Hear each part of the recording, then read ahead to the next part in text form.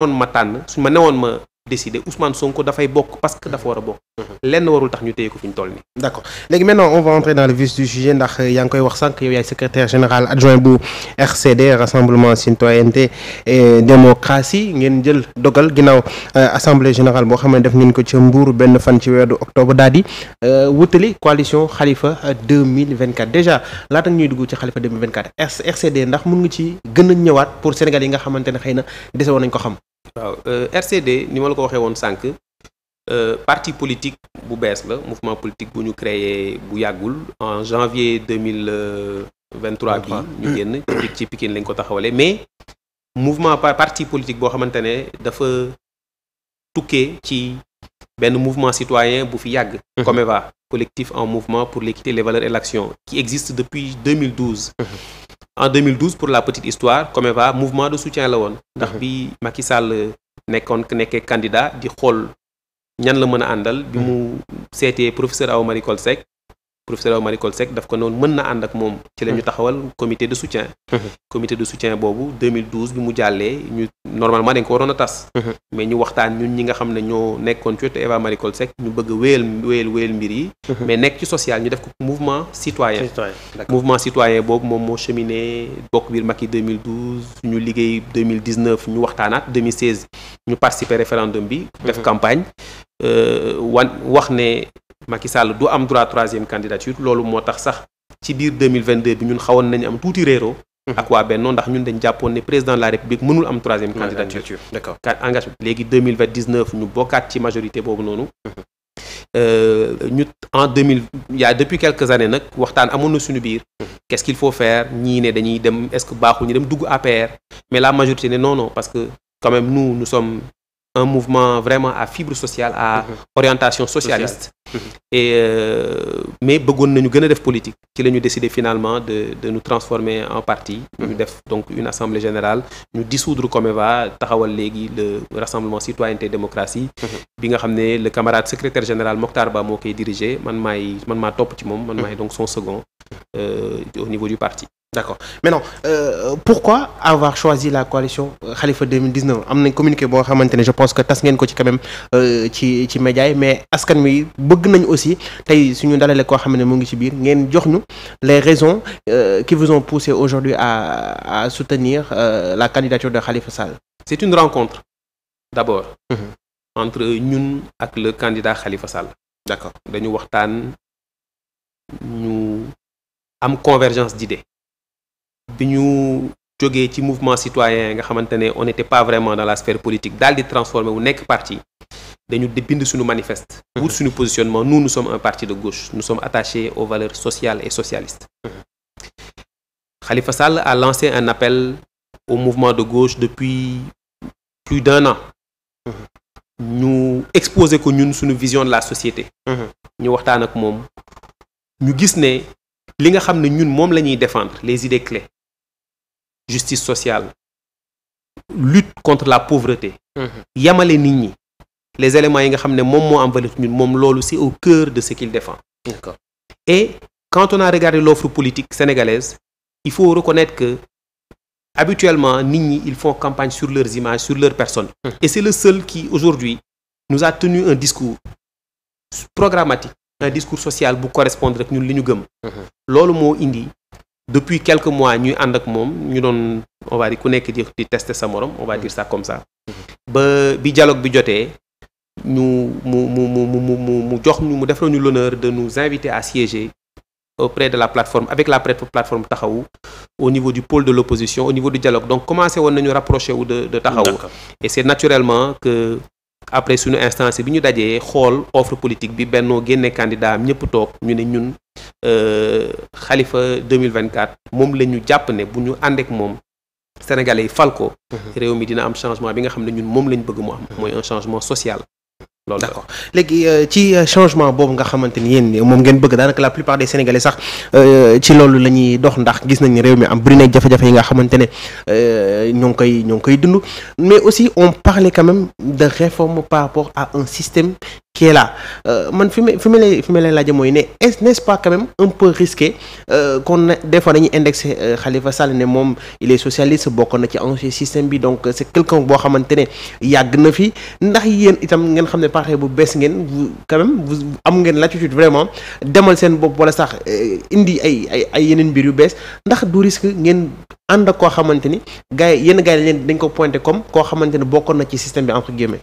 xam nga boo waxee risque mooy sunu intérêt la ñuy jiital waaye ñun ànduñu ak nit. ndax dañu jàpp ne sunu njëriñ la.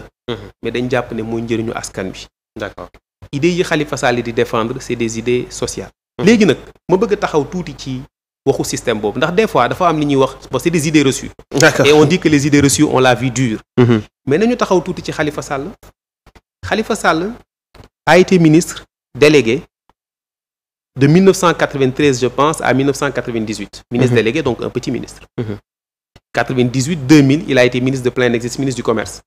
Mais de 2000 à 2012 et de 2014 à maintenant, Khalifa Sall est dans l'opposition.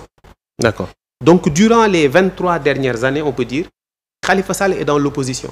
Si on prend toute la carrière politique de Khalifa Sall, il a passé plus de temps en dehors du pouvoir, largement plus en dehors du pouvoir que dans le pouvoir. Est-ce que mën nañu considérer ne loolu c'est un homme du système?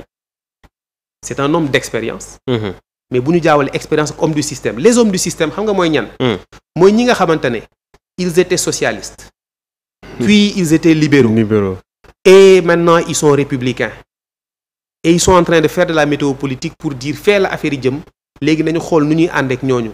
C'est ça en fait pour moi un homme du système. Khalifa est tout sauf un homme du système. D'accord. Mais maintenant d'après ce qui se passe dans l'échiquier politique maintenant ndax am ngeen yaakaar xel que ne Khalifa Sall peut convaincre quand même les Sénégalais à adhérer à son programme, à sa vision du Sénégal futur? Bon, ñun il nous a convaincus. Déjà. Vous, acteurs politiques? Nous, acteurs politiques. Mais nous, citoyens également. D'accord. Parce que n'oubliez pas que nous sommes des acteurs communautaires. Nous étions dans un mouvement citoyen. Pendant 10 ans, nous avons cheminé avec les populations sans tambour ni trompette. Pour vous donner une idée, sunu mouvement dugal na ci askan wi lu tolloog 300 millions ci 10 ans yi mujj. bi ñuy def suñu assemblée générale ba def suñu bilan gis nañu ne loolu la ñu jël jagleel ko askan wi di xaalis boo xamante ne nag suñuy biir lay génn. ñu koy seen poche maanaam wuti ay subvention feneen jàppale nit ñi. lu ñu lew la mais dañ ko jël féetalewuñ ko ci ñun dañ ko jox askan wi di leen ci jàppale di def. donc ñun ay hommes de terrain lañu. hommes et femmes de terrain. hommes et femmes attachés à la cause sociale. bi ñu demee Khalifa nag nous a convaincu ñun da ñëw ànd ak moom ci li mu jëm. discours boobu mu ñu tenir bu ko teniree sénégalais yi dinañ ànd ak moom mais ñun tamit dañoo ñëw ànd ak moom ngir jàpp ci plaidoyer bi parce que aussi nous allons vers une campagne électorale. campagne électorale wax ak askan wi la. bu ñu waxee ak askan wi moom ak yeneen alliés yi parce que c'est une plateforme très large. c'est une coalition très large. LD Debout ak ñeneen a ngi ci biir. dinañ wax ak sénégalais yi dinañ leen ne voilà l'offre politique. fii la Khalifa bëgg jëmee Sénégal. lim ñu wax ñun ba ñu dégg ko ba nangu ànd ak moom.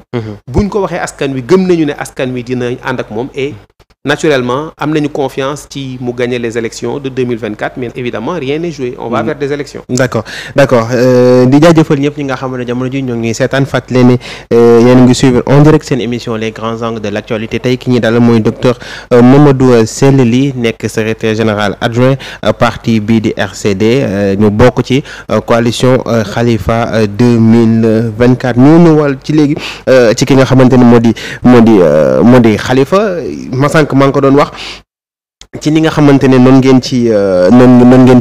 ngeen duggee ci Khalifa Sall d'abord offre politique bi sànq yaa ngi ko doon wax mais gis nañ aussi ñeneen ñoo xamante ne tey ay jeunes lañ ñoo xamante ne peut-être yéen a bokk génération ci wàllum politique je peux citer exemple les Pape Djibril Fall les Déthié Fall ñooñu ndax seen offre politique dafa insuffisant à vos yeux?